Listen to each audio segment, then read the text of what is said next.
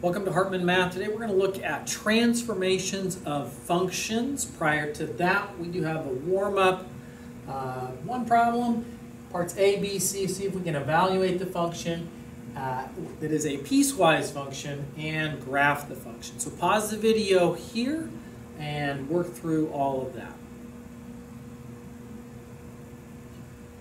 All right, part A, f of 1, you should have gotten 5 as 1 fits the criteria for this condition. And therefore, we substitute in here, 1 squared plus 4 is 5. F of 2 is 7, as 2 is greater than 1, so we're using this part of the definition. The opposite of 2 squared, which would be negative 4, plus 4 times 2, plus 3, and we get 7. And then the graph, which you should have gotten as a piecewise graph, is both of these parts are parabola in shape, and we should have gotten something like this. So this one's the easier piece, x squared plus 4, just the basic squaring function, x squared, that has been shifted or translated. Again, we're going to talk about that today, up 4. So that puts the vertex here. Here would be the parabola. But our condition x less than or equal to 1, so it would stop right there. Or equal to, so it is a closed point right there. And then whether you did negative b over 2a to find the axis of symmetry, or just plugged in points, which you could do, we would try 1, even though it doesn't quite fit here. So when we plug in a 1, we are going to get this value here of 6. But it is an open circle there because of that. It's right on the boundary. And then whatever technique you might use, you might find that the vertex was at 2, 7, but you already knew that was a point anyways. And if you just plug in a few more points, you can kind of see what's going on with that part of that parabola right there. And there's our piecewise function. So we're talking about 1.7 today, transformations of functions. That is going to talk about shifting or translating graphs. Both things were covered and discussed in Math 3. So for example, in the squaring function, this ties back to our warm-up, h of x equals x squared plus 2. Here's f of x, the parent function, parent squaring function, and then we just shift everything up 2 in that case. So anytime that we're adding outside of the function there, that is going to create that vertical shift. As opposed to if we do some manipulations adding or subtracting inside the function, or in this case inside the parentheses, that's going to cause a horizontal shift. And you can use Desmos to kind of play around with this and discover. But when we do it inside, a lot of times we're kind of thinking opposite. The form is actually x minus h. So in this case, the h is positive 2, which is why we're going right. You might have been taught in Math 3, inside the parentheses, just think opposite. So we're going to go right 2 on that shift from our parent function.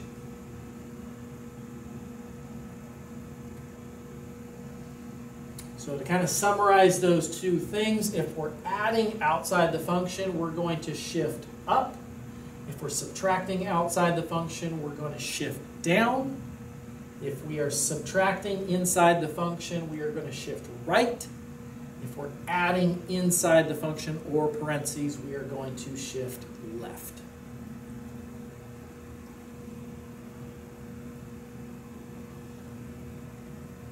All right, so use the graph of f of x equals x cubed to sketch the graph of each function. So probably a good idea to start with the parent function, one of the ones that we discussed in 1.6. where the parent function is going to look something like this. It does have some other key points, but usually they're pretty far away from the axes. They may not fall on the graph. But the 3 key points that we do want to show, negative 1, 1, 0, 0, 1, 1, has this shape right there. That is f of x equals x cubed. We do show it as dotted. That is not our final graph, our final answer. We're going to now take and do g of x, which is x cubed plus 3. So kind of think for a second, what does the plus 3 do to the graph? It does shift it up, so all 3 of our points are going to go up 3. 1, 2, 3, 1, 2, 3. replot those points, and then we can draw in the g of x graph. We're going to show that one as solid, as that is our final graph, our final answer, and we're showing that with arrows. All right, part B, h of x equals parentheses x minus 3 cubed minus 2. We have the same parent function, f of x, so we can start there. And then we're going to think, what sort of transformations do we have? What is this going to do? Right 3. What is this going to do? Down 2.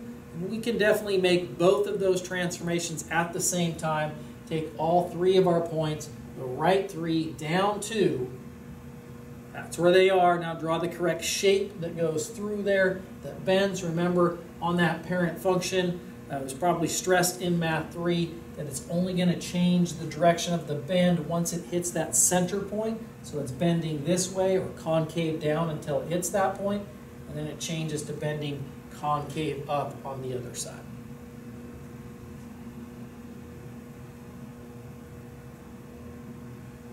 Another type of transformation is a reflection, so reflecting of graphs. You've had some exposure to this as well, such as the h of x equals negative x squared. So that's this case here. If the negative is in front of, outside of the function, that's going to be a reflection in the x-axis. So we're flipping everything over the x-axis. And that's the more common type of reflection. Might have been exposed to this or maybe not in a previous course, but if the negative is inside the function, so that might be like if it's a square root function inside the square root negative x, something like that, that's going to reflect in the y-axis. So it's going to flip it this way.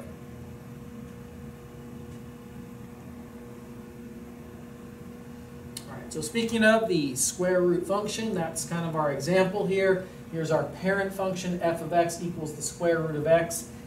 It does have, we can identify key points at 0, 0, 1, 1. We would also probably want to identify 4, 2 as well. So we always want to be aware of where those key points are. Or at least in here, it's going to show these first two, 0, 0, and 1, 1, and the pattern from there. So it says, write an equation for the function that is represented by each graph. It can be a little bit of a challenge. So we've got to kind of figure out what has happened. And I think it's always a good idea to think in terms of shifting as that comes last. So one thing that might have happened to get from here to here would be the reflection first. So the reflection, and we have flipped it from this way to this way, so it flipped it over the x-axis, and that's the negative out in front. That would be kind of the first step, and then the second step is we have gone right 1 and down 2. So there's our negative that is flipped over the x-axis. There's our right 1, the x minus 1 inside of the function, and therefore inside of the root, and the down 2 is the minus 2 outside of the function. Make it very clear where the end of your square root radical ends up there. All right, so part B, here's our parent function, and we're now going here. So instead of moving out to the right, now it's heading to the left. So that's a reflection in the y-axis. If we flip this over this way, it's now going to go to the left. So we know that that's going to be the negative inside the root. We've got to be careful about that because that's going to throw in some parentheses there to make sure we're careful on the grouping. The other thing that's happened is we've gone right 1, 2, 3, 4, 5, 6, and we've gone up 1. So those are the shifts that have happened. So h of x would equal the square root of this negative inside the function, and that applies to all of this. So you are going to need parentheses to indicate the x minus 6 as on the right 6 part, and then the plus 1 is the up 1 part right there. We would probably want to simplify that by distributing the negative to finish up with this as our h of x answer. H of x is equal to the square root of negative x plus 6, and then outside of that, the plus 1.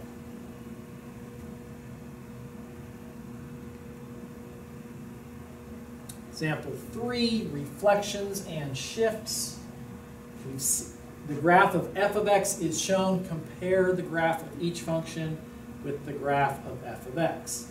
So think about this for a moment. What would this do to that? Notice we have the negative inside the parentheses and inside the function. Yes, that is going to be a reflection. A reflection in which axis? Inside the function is going to be a reflection in the y-axis. So reflection about the y-axis. Now the graph, so we're just going to flip everything here. So this point here, which was 3 to the right of the y-axis, flips across. Now it's 3 to the left. And just kind of go point by point and do the same thing with all of those. And the graph would then look like this. Part B, same f of x. What's happening here? Looks like there's a couple things happening. So think about what is this doing and what is this doing. This is going to be a reflection in which axis? In the x-axis. So we're going to flip it across the x-axis. And what is this doing? That is a shift to the left. So left 2. So that's our description. Reflection about the x-axis. And also translate or shift left 2. Now let's do the graph. Okay, so we're going to want to do this in terms of flipping it and then shifting it to the left. So this point here would go to there and then left 2. This point flips over and left 2. This point flips over and then left 2.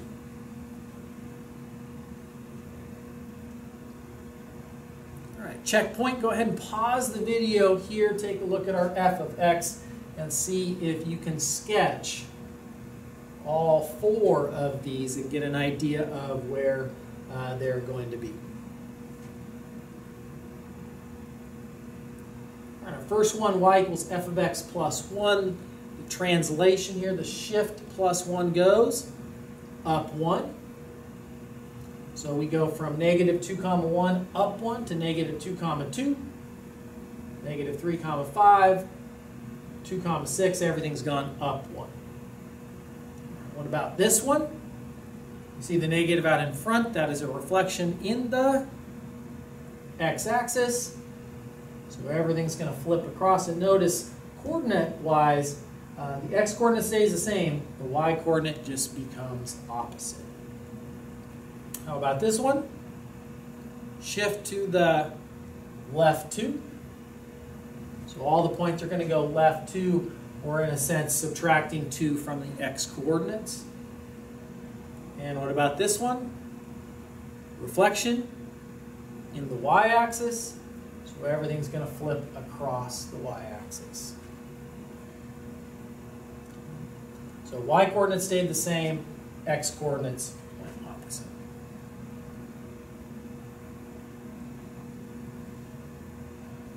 Non-rigid transformations are those that cause a distortion. So it no longer looks the same. Kind of think of it in terms of, in a mirror, you have a reflection, but you look the same. If you go to a carnival, though, and you go to one of those mirrors that makes you look super tall or squished down, those are distortions, and that's what we're going to talk about here. And we're talking about what if we multiply our function, whether that be outside or inside the function.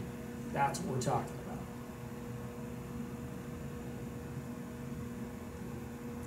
So compare the graph with f of x. Here's our parent squaring function. We've got a 3 being multiplied out in front of the function. The x squared already taken place. So multiply the x squared, the parabola, by 3. It really just means to take all the y coordinates and multiply them by 3. So right here, we're at negative 1, 1. If we multiply the 1 by 3, we get 3. So the new y coordinate is 3. The x coordinate stays the same. So we'd have a point at negative 1, 3. We do the same for 0, 0. Multiply the y coordinate by 3. Still get 0. So that point's not going to move. If we're talking about, in this case, a vertical stretch, which is what the 3 is doing, anytime we're multiplying by a number bigger than 1, you're going to get a vertical stretch. Any point that's on the x-axis is not going to move in that case. This one goes to 1, 3.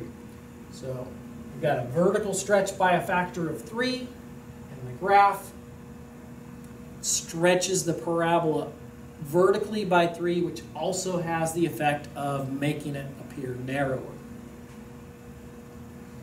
What about h of x equals 1/3 times x squared? This time we're multiplying by a number that is smaller than 1, larger than 0, so between 0 and 1, and that's going to be a vertical compression. We're going to squish it down. So vertical shrink or compression by a factor of 1/3. Now we'll graph, so multiply the y-coordinate by 1/3. This is negative 1, 1. Multiply the y-coordinate by 1/3, and we get 1/3, so negative 1, 1/3. Again, nothing happens to the origin, any point on the x-axis. And so those are the points there. As you can see in this case, a vertical shrink or compression also has the effect of widening out our function, in this case a parabola. Example 4.5.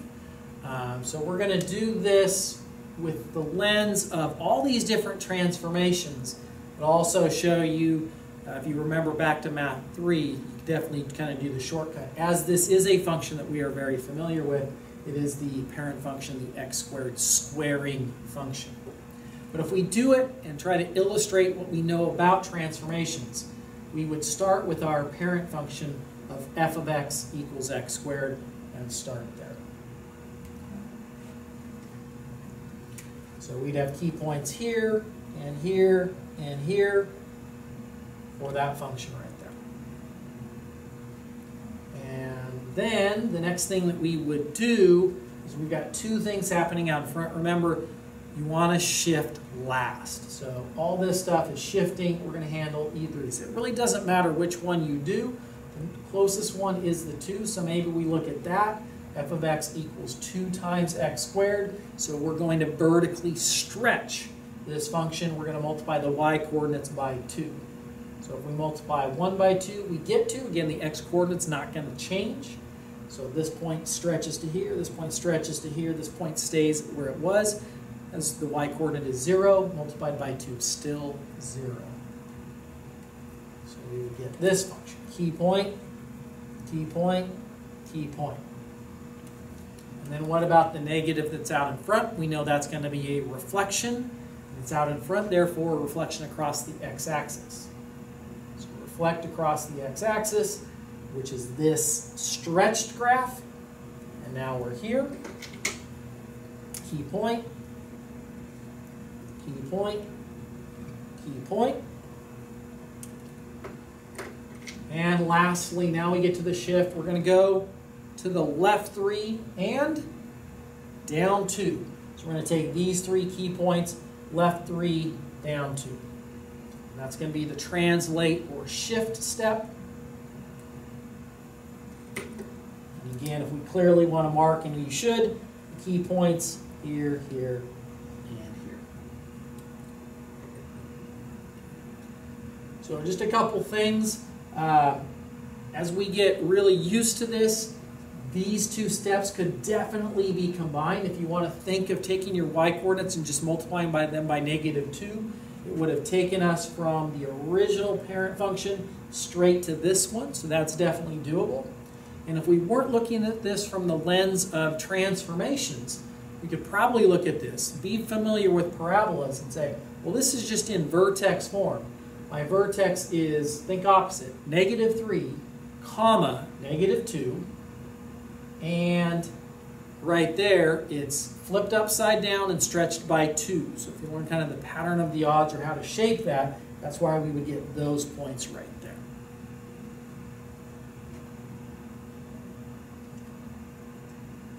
Kind of more on this idea. The book doesn't have quite all the stuff that, as an example, that it actually asks later in the exercises.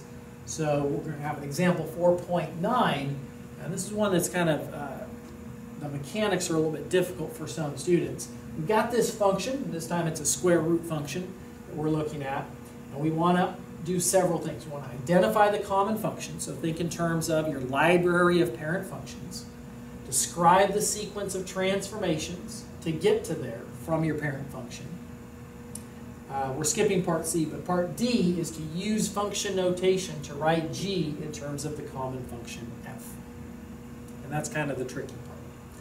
So part A, which of our parent functions are we looking at? Should be a little bit obvious that f of x would be the square root of x. The square root function is that's what we see. All right, describe the sequence of transformations. Remember, in your sequence, any shifting or translating needs to come last. So we've got this, we've got this. Either one of those could come first. Those first two definitely interchangeable. We could reflect in the x-axis. We could stretch vertically by a factor of 2. And you need all of that terminology. You can't just say stretch vertically by 2. By a factor is a key part to that. So stretch vertically by a factor of 2. And then we can handle the shift stuff all at once. We can translate or shift left 3, up 5. So that can all go in one. I think this should probably be part D there. But we're going to see if we can write the common function, the g of x in terms of the common function f of x. So what that means is f is going to need to appear in your answer. So f, as it's a square root, takes the place of the square root. So we can say g of x equals the negative 2. And we see the square root, so we're going to say f of, this is inside the function, so that's going to be in the parentheses, and the f of x plus 3, and this is outside of that. So outside of the parentheses, we have the plus 5.